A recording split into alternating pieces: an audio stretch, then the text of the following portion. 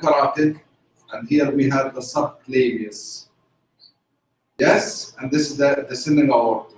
So attention to this, guys, in order to understand the blood supply of the arm. So this is, here we have the right subclavius, and here we have the left subclavius.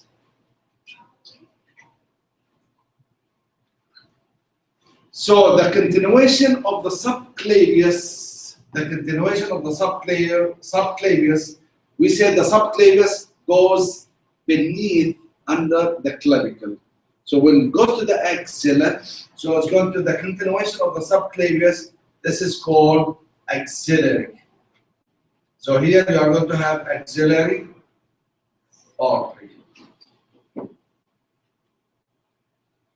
So when it comes out the axilla and goes to the brachium, the humerus, this is called humerus or brachium, okay?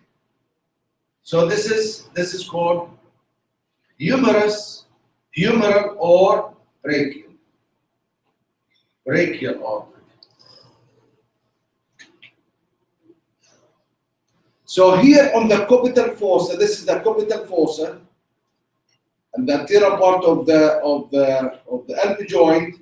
So in the cubital fossa, guys, here, this brachial artery is going to be divided into two branches here.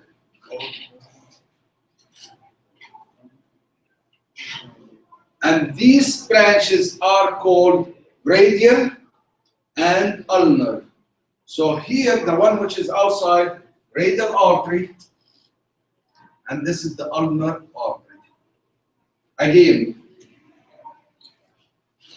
the blood comes from the heart, goes to the ascending aorta, goes to the aortic arc, but go to the right side, and this is the same here. You are going to see the same of that side, okay, and you are going to have, so you have the left arm and the right arm. So the continuation of the subclavius, the axillary arm. The continuation of the axillary artery is the humeral or the brachial artery. So at the level of the cubital fossa here, this is going to be divided to the radial and the ulnar. So if you see the pulse, look at the pulse here, look at your pulse. This is the radial. So the blood here, the pulse here, this is the pulse of your heart here. The blood goes all the way to the radial. So here we are going to see the branches of the axillary artery. We have 5 branches of the axillary artery, and here we are going to have what we call the deep brachial artery. You see the deep brachial artery, we said this is the one which is going to pass with the radial nerve. You remember? With the radial nerve. And we said that if we have fracture of the middle 1/3 of the humerus, so the radial nerve might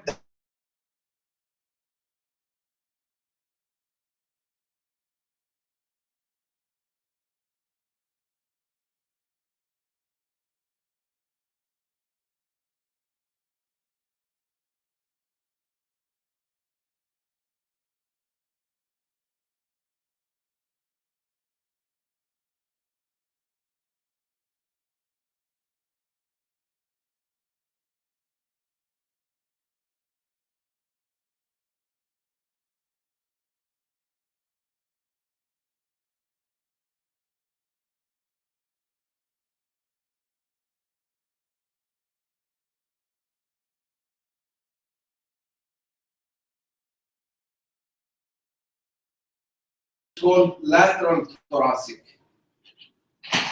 But here, from the axillary artery, we are going to have 2 branches here, exactly on the surgical neck of the humerus. and these called the anterior and posterior circumflex humeral artery. So these are branches of the third part of the axillary artery and goes to the surgical neck. That's why we say that if we have fracture on the upper part of the humerus, the axillary nerve might damage and the posterior humeral circumflex artery might damage. And this is what we call the surgical neck. That's why whenever we have fracture here, so this is going to be, might be surgically treated. So here on the capital here, we have the radial and the ulnar, and you see when it comes to the hand, we are going to have arcs, I mean the anterior arc, palmar arc, and the dorsal arc. And I don't know the branches that you need, but here it's written all the, I mean from the first part, the second part, and the third part of the superior thoracic, the thoracoacromial,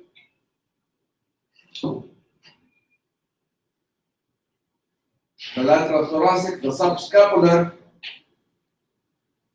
the anterior and posterior humeral. Don't worry about these small branches. I don't think for you it's important. I mean the branches of the other branches, but you have to know the main one.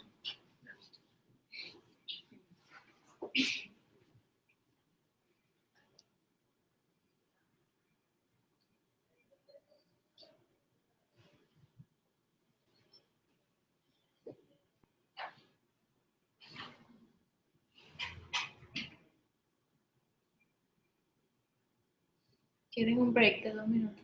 Sí. De verdad que sí.